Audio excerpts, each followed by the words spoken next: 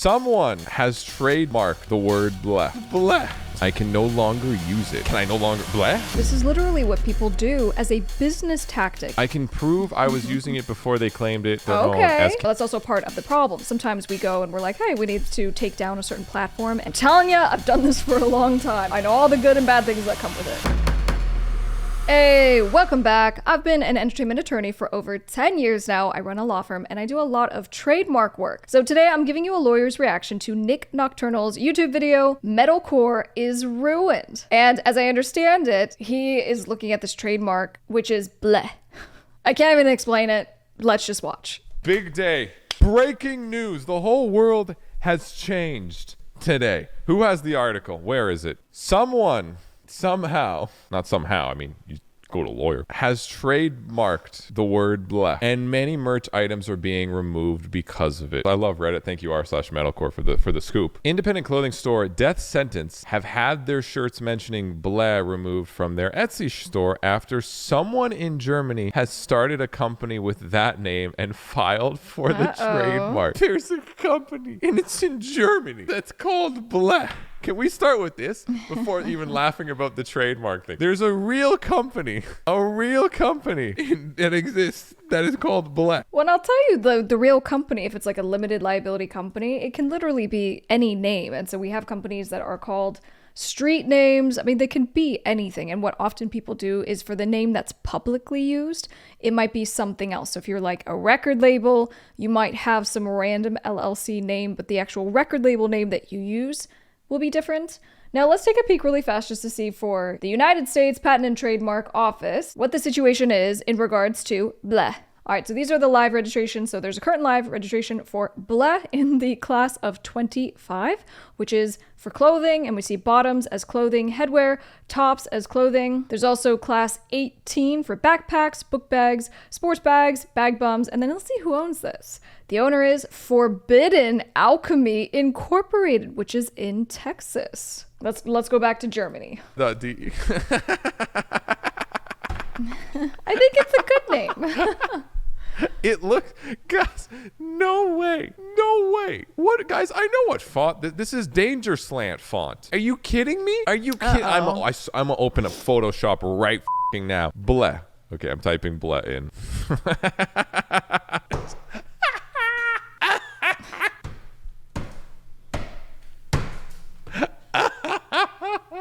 I think I'm way too serious. He's having so much fun. I'm so serious on my videos.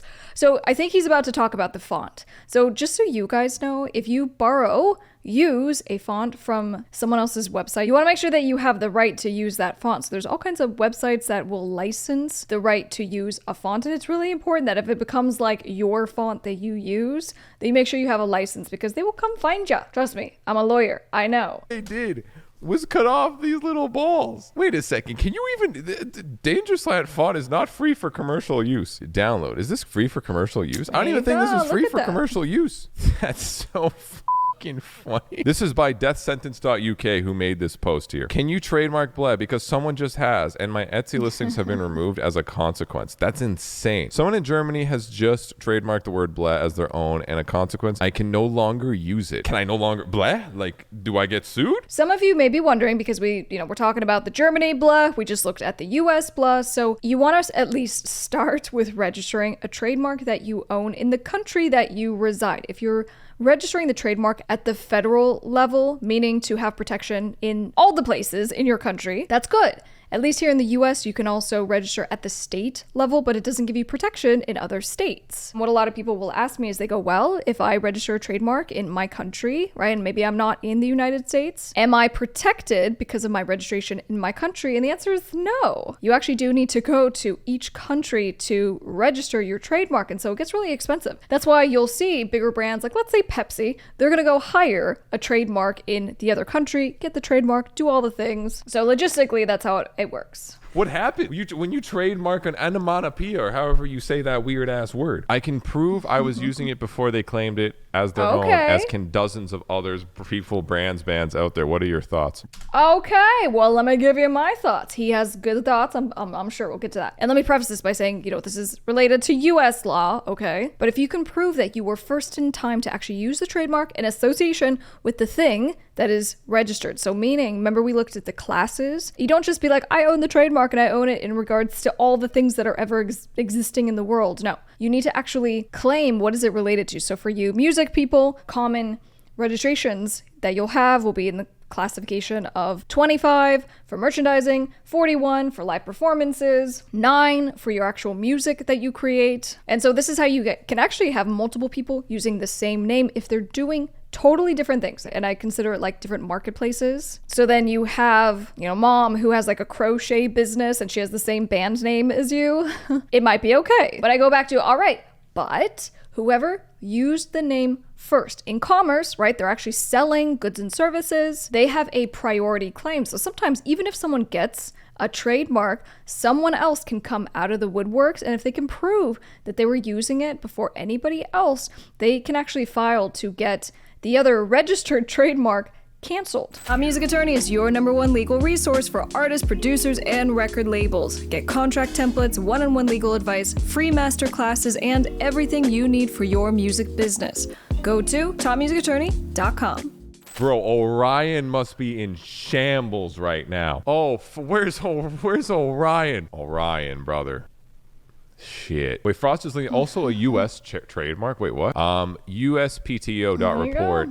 Forbidden Alchemy Inc. filed. When did they file this? Oh my God, someone else owns Bleh in America. Application filed 2024, February 23rd. Trademark is intended to cover the categories of backpacks, book bags, sports bags, bum bags, wallets, and handbags. That's wild. So in America, someone actually did trademark this already. They did trademark, but they only trademarked this for specific items. What? Who the is like, you know what? I'm a trademark this just so you motherfuckers at school that have Bleh on the backpack, I own you. Wait, Are you kidding me though? I'm telling you, this is literally what people do as a business tactic. They do it with websites. People will go and buy websites. Like I had this guy who went and purchased a website that would likely be used by the government as part of a national crisis. This is like a real story. He did this so that the government would have to come and buy the website. And then people do this, again, in the private sector, they see a great website, they buy it, so they have an asset. This is the same thing like in trademarks, right? If there's a great trademark, you want to go and get it and start using it before anybody else. So it actually is a business tactic. But here's the thing with Bleh, the reason why I love this as a trademark is because us lawyers, we call it fanciful trademarks. When you have a trademark, right, a name, a source of the goods and the services that you sell, the more unique and odd and not connected to what you do the name is, the stronger it is. So for example, Exxon for gas is a really strong mark. Versus if you go Crystal's red apples and I sell as Crystal red apples, that's not good, right? It's quite literally just saying what I do. So anyway, just so you know, Bleh is a great trademark, including an association with book bags and clothing. There's the German trademark here. Brand representation. Yeah, so it's in Germany. Bleh, word mark, individual brand, registered it May 29, 2024. Oh my God, dude, this is insane. Classes, what do they register it for? Stickers for car wheels, decals, art prints, tear off calendars, pop-up greeting cards, canvas prints, engraving, cups, mugs, glasses, what's a clothes for your grasses? Breadboards. What are we in the 1600s? Printed this is the f***ed up one. Printed t-shirts, baby tops, baby bibs. Oh my I think Bleh for baby bibs is brilliant. fucking God. So when the baby throws up, they can go, ha, sweetie, you did a Bleh.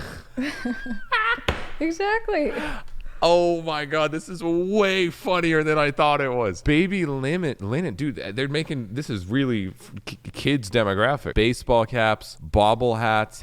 When I first started my law firm, and this was like a decade ago, weirdly enough, a handful of my first clients that I ever had as an entertainment attorney were in the adult industry. Like all the things adult industry, if you get my drift, including I had this one client that sold adult products. And so those adult products had adult themed names in the titles. And the trademark office used to have this rule that if something was likely to be deemed as offensive and outrageous to the public, that the trademark office wouldn't register it. And they changed that rule some years later. And so in any case, I have registered now some very interesting trademark names. And just hats, clothing. Oh my God. Okay. So we're back here. Yeah, this company apparently bled.de, but yeah, like danger slant font, as we proved earlier here. Hilarious. I don't know what any of this says. And they're using memes. It's just a random shitty page that's just, oh my God, dude. Online shop, bled.de. Their logo is literally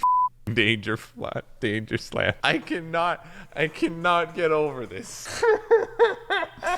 It's like, I'm gonna own bleh. The random word, the nothingness that has been used for all core kids everywhere for the. Okay, so for you music producers, right, like the blah that he just did with the he did it better than me. Someone needs to remix that, because here's the thing. With any great branding and trademark and source identifier that you come up with is that it's memorable. Is blah easy to remember? Yeah. And is it unique, especially if used in conjunction with stuff that doesn't remind you of blah? Yeah. And then you can even trademark sound bites. So if you come up with an interesting little sound bite, I don't know, I'm just going with ideas. Come on, let's remix his performance of that word. Let's now get some copyright. That becomes the jingle for blah. I mean, I think we're really onto something here. Past 20 plus years, forever, eternity, and maybe caveman back then, who knows, check the inscriptions, bro. I'm going to own it. Take down other people's stores, apparently, that use it, and then use danger slant fonts. That's my fucking. I think they just trademarked it to take down other Etsy stores as shop takes you to their Etsy store. So someone, who's going to trade ARF? What about brie? That's going to be really confusing with cheese. Can you imagine if you go to the store and because someone trademarked brie, you can't get brie cheese anymore? They just call it French goodness. If you're dealing with any kind of trademark issues where someone is infringing your name, so quite literally your exact name or something that is really substantially similar to, this is why we actually tell our clients to go and get a trademark registration, because there's all kinds of automated, and some are not, but there are ways to get entire pages, right? In this case, it's Etsy stores, but you can get Facebook pages, Instagram pages, Spotify accounts. You can get these things deleted if you then reach out to the applicable platform and you provide a copy of your trademark certificate and you go, hey, I'm the owner of blah. This Etsy store is using my name to sell its products. I am the exclusive owner. And that's what happens. If you get a trademark at the federal level, you have exclusivity as it relates to your country. Well, that's also part of the problem. Sometimes we go and we're like, hey, we need to take down a certain platform, and maybe the user, the infringer, is not actually in your country. I'm telling you, I've done this for a long time. I know all the good and bad things that come with it. What the dude? This is insane. Yeah, me and Craig really do have to trademark Baddie Core. We talked seriously about that as like a meme. Yeah, everything's chill, okay? Sam must sue, dude. Sam must be. Oh my God, Sam Architects. Okay, so he just says like, I need to trademark something. Then why haven't you? So what I always say is, so the creative thing that you make, right? His videos, he has copyright in the videos that he makes automatically pursuant to U.S. law. For the trademarks, he also needs to make sure he's registering and getting certificates showing that he's the owner, because you do all kinds of things as an owner of your intellectual property. You can sell it, you can license it, you want to make sure to protect it, right? If someone is infringing your name and causing confusion because they're pretending to be you. But this is what happens as you as a content creator, right? As an influencer, as you continue to kind of build yourself as a business and you take what you're doing seriously, you do have to deal with infringers. So as a baseline, you have to get your copyright registrations, you have to get your trademark registrations. And it's just to protect what you're building. What is for the people?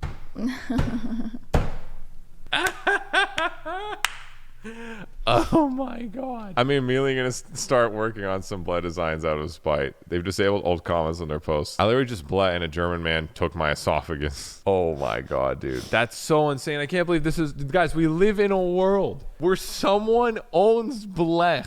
And it's not Sam Carter or Chris Motionless. Will Ramos needs to trademark.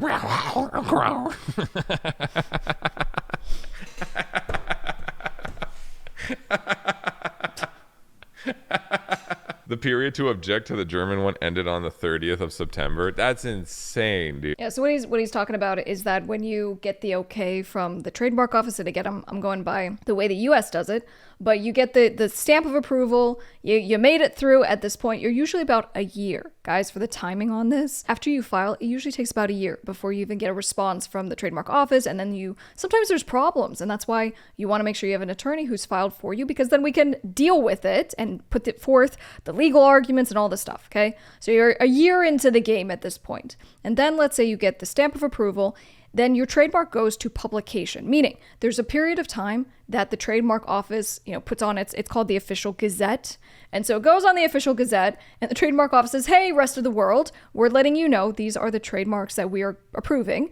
And if someone has a problem with it, it's just usually like 2 to 3 months. Here's the timing that you have to raise an objection. If you don't, we're going to register. So that's what he's talking about. So it was published and no one objected. So it in fact registered. That's crazy, man. How is this real? Look, for me, I have way less of a reaction about this because we're dealing with people's names, their logos, but really you could trademark sounds, you could trademark smells, you can even trademark colors, right? So there's the Tiffany blue, that is a trademarked color. But you don't just get to trademark in regards to everything, right? So like we talked about, you have to choose what is it that you are trademarking in association with. But guys, here's the little extra important piece here, which is a lot of you will be like, oh my gosh, I came up with this great name. I came up with Bleh. And Bleh is the sound of the name of my metalcore, band. And so you'll call me and you'll say, all right, Crystal, but we don't want to publish this yet. We don't want anyone to know because we don't want them to come and steal our name. And what I say is that, remember, I go back to